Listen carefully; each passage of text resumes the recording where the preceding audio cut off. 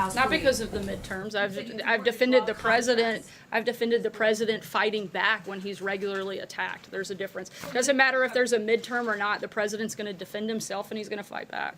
From a political perspective, right? You're making that point. From any perspective. But at what point does a national tragedy take precedence over the president needing to punch back? If not now, when?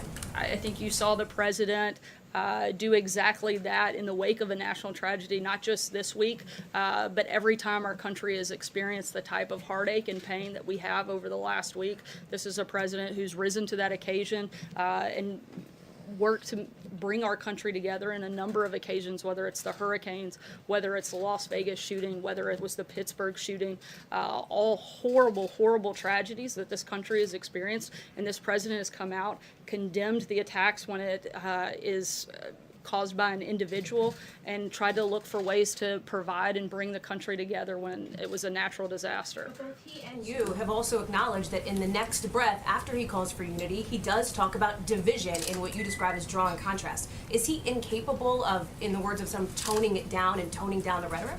Again, I think the president has had a number of moments of bringing the country together. Once again, I'll remind you that the very first thing the president did was condemn the attacker, and the very first thing the media did was blame the president.